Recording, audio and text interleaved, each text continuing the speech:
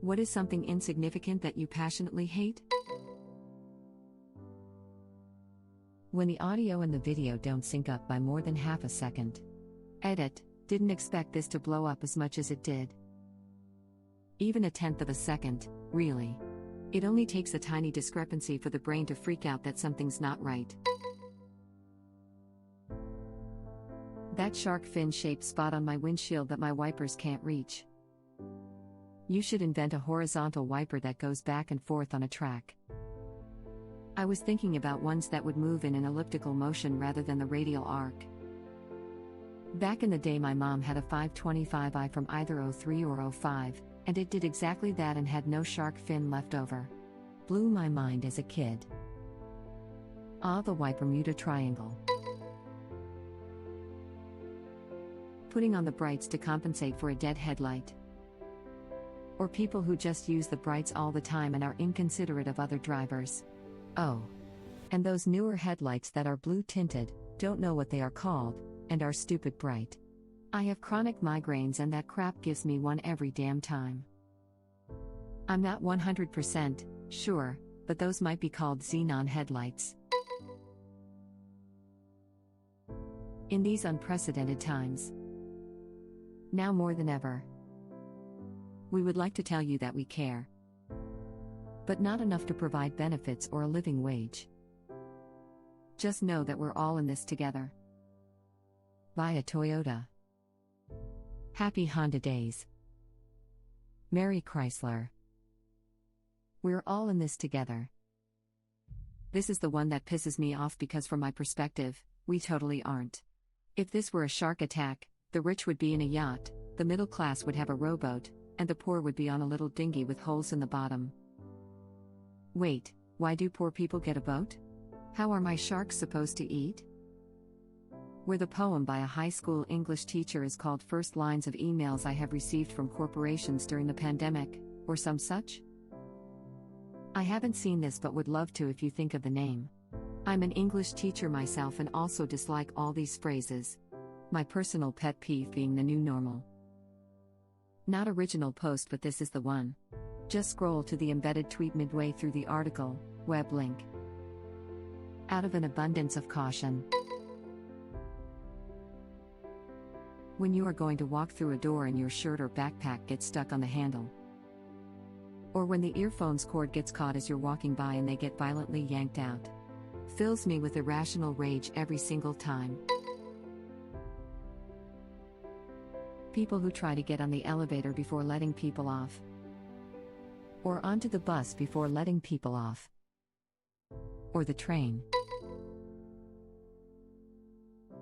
When the microwave keeps beeping even after you've opened the door to get your food out. Like I know it's done, that's why I'm opening it, you don't need to keep screaming at me, thanks. Best thing I ever Googled is the mute combo for my microwave. Most microwaves have a hidden function, like hold down button 2, to turn off the beep notification. Saves my sanity, and hearing. ETA, thanks all, glad this turned out to be helpful. And really sorry about the false hope for those of you who went on to discover your microwave lacks this function. I need to look this up for my mom's microwave. It gives 4 very loud, shrill beeps when it's done, and if you don't get the food out within a minute, it does it again. If you hit the cancel button, it beeps 4 times quickly, as though it just has to get in those beeps. I hate that microwave. Holy crap, yes. My only real criterion when buying a microwave is that it not do this. People that pull out in front of you, when no one is driving behind you, and then drive 20 miles an hour. This. Fundamentally, I don't mind people pulling out in front like this. But if you do, effing gun it. The rule I was taught was that if the person you pulled out in front of has to slow down, you should have waited, or accelerated faster, though this is my own addition. This is the way. People who treat the highway like a race and refuse to let you around them. Or people that cruise around in the right lane slowly and speed up and get mad when you have the audacity to merge. Ah yes, Grandma in a rush to get to the senior center 20 minutes early from her McDonald's breakfast. Video game ads that don't show actual gameplay footage. Or the ones that show what looks like a fun game but is actually just another Candy Crush. I'm looking at you, Homescapes. That's so many mobile game ads. It feels like there are 3 types of mobile games: Crafty Match 3, Crafty Kingdom Builder, and Crafty MMORPG. Don't forget about Crafty Gacha. Edit, my mistake, all gacha is Crafty Gacha. r/f Homescapes, Reddit link. The odd thing is, why not just make the game you are showing? Clearly that is what you think people want, and it isn't a super complicated mechanic. Or game ads that don't show the game in question at all. It's just another game with their title plastered on the screen. People that walk through busy pedestrian areas with zero self-awareness. You know, the ones almost bumping into you as they're glued to their phones, stopping suddenly in front of you to gaze in a window, 4 people walking spread out and making others step into the street. The list goes on. Or stopping to do their stuff right in middle of the doorway. Last week the lady in front of me at the doctor's office stopped to dig in her purse directly in front of the open elevator doors. JFC. Or at the end of an escalator. One of the only instances where it's perfectly okay to push someone.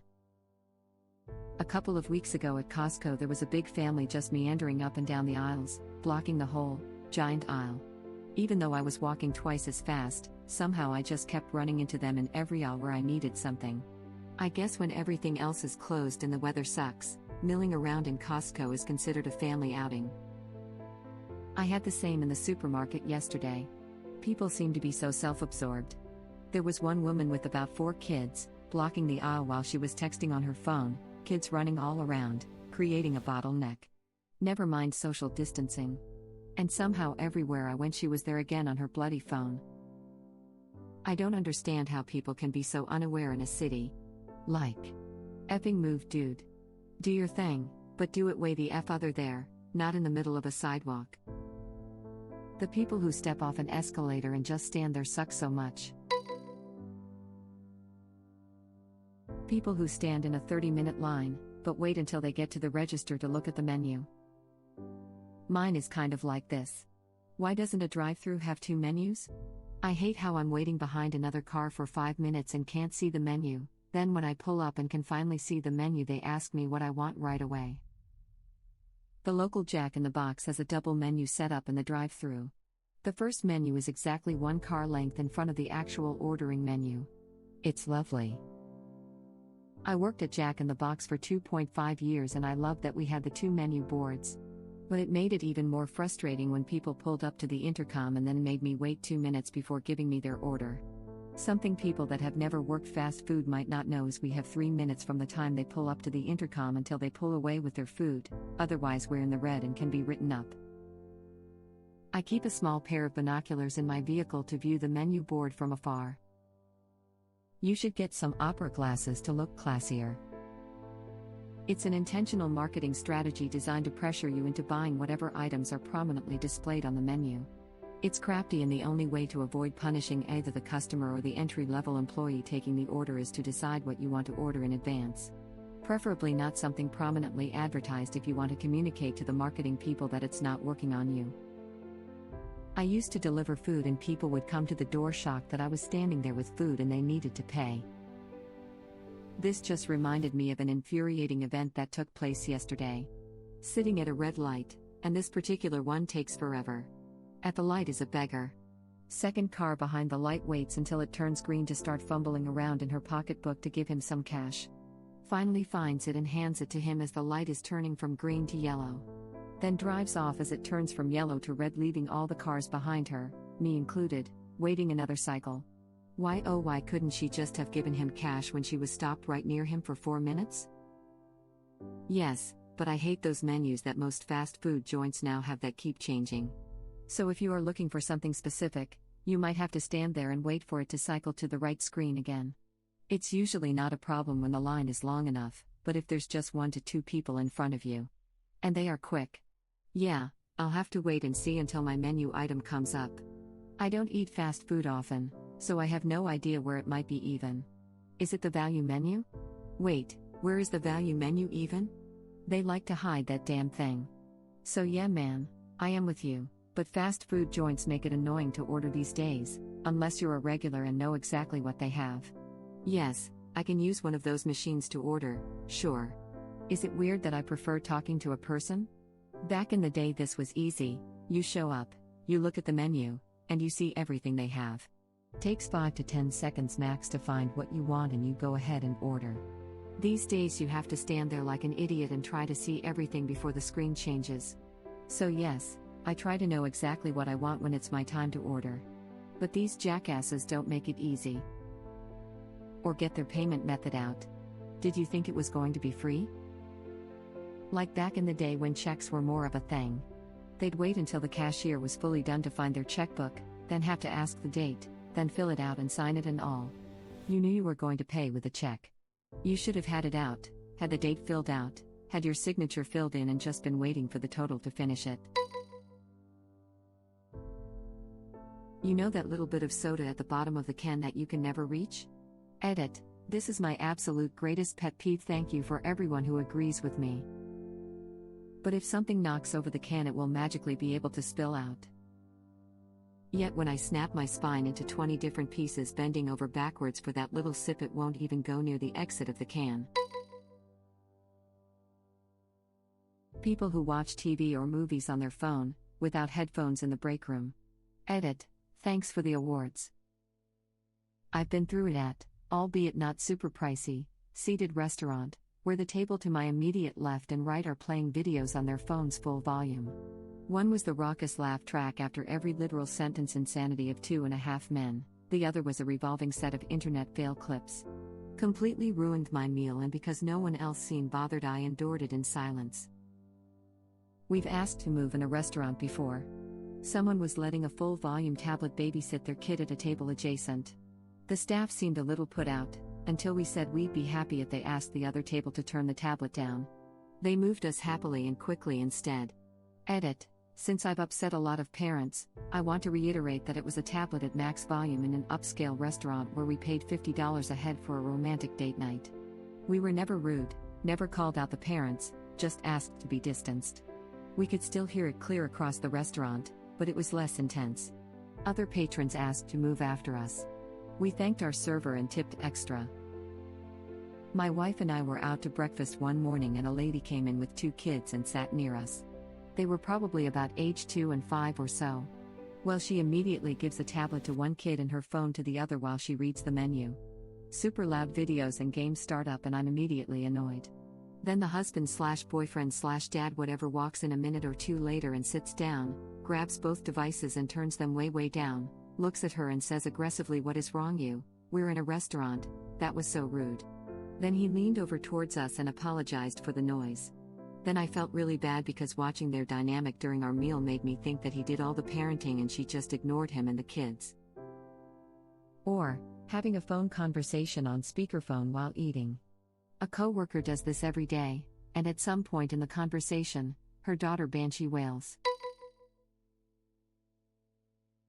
When people inappropriately use an apostrophe in the plural form of a word. Sundays. My manager wrote, "Because Christmas is this Friday, employees will be allowed to wear jeans to work," on a whiteboard. I couldn't stop staring at it. I didn't say anything, but I discreetly erased the apostrophe when no one was looking, laughing out loud. Wear jeans what? The suspense is killing me. And have we even asked Jean about this? This time of year it's so rampant on holiday cards. No apostrophe needed in Happy Holidays from the Smiths. I am an English teacher and this drives me crazy. Also people who mix up loose and lose. Being asked, "Are you sure?" about really trivial decisions. Them, "Do you want a Coke or Pepsi?" Me, Coke. Them, "Are you sure?" Me, "Oh God, I don't know." Throws self off building. Kind of unrelated, but reminds me of when I say something as clearly as possible, and they still ask, "What do you mean?" Me, "I had a big breakfast." Dad, "What do you mean?" What about that statement confuses you or requires more clarity? Tell us what food groups you ate, how many grams of each, what specific food entity you ate, and what your current weight is. Then, after due calculations and considerations, we will decide whether that was a big breakfast you ate or not. So I had a lesson with a student the other day. Keep in mind, these are weekly and I have seen her for many weeks. I always start lessons with the question, "How is school going?" Her, "What?" Me, more confused than her, "What classes are you taking?" Her, still confused for some reason, "What do you mean?" Me, getting exasperated, "What are you learning about right now?" She just stares at me. At this point, I'm at a loss. I just say, "What do you do during the day?" She goes, "Oh, I'm taking language arts and Spanish." I still don't know what she thought I was asking. Thank you for watching. If you like our videos, please like them on YouTube and share them with your friends. Please subscribe to be the first to know about Red Rabbit Reader's new videos. We welcome your comments below. Another of our videos will begin shortly.